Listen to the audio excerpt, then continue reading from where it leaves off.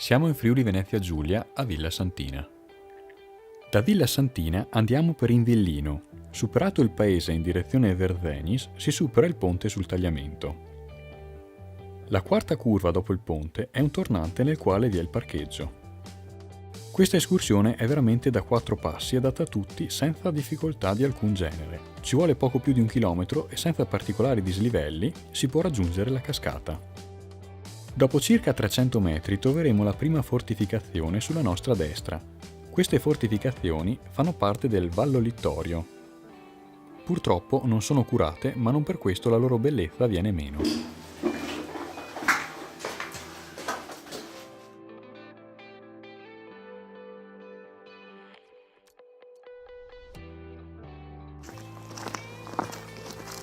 Un centinaio di metri dopo questa fortificazione possiamo girare leggermente a destra dal sentiero che stiamo percorrendo e raggiungere un punto panoramico sul tagliamento. È visibile la cementificazione e la botola della fortificazione proprio sotto i nostri piedi.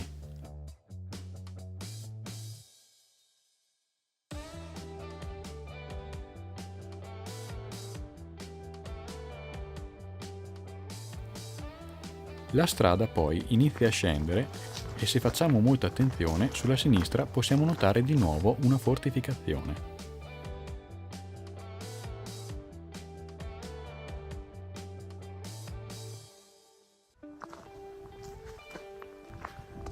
Giungiamo a un bivio, guardando quasi dietro sulla destra, vediamo un tavolo su cui possiamo fare una sosta e mangiare qualcosa.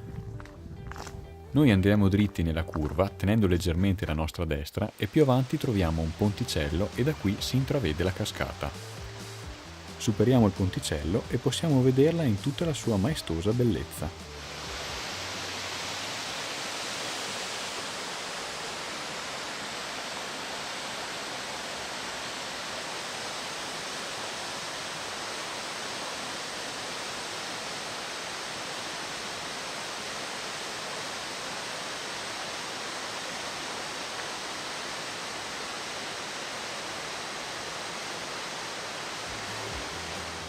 Non sempre l'acqua alimenta la cascata.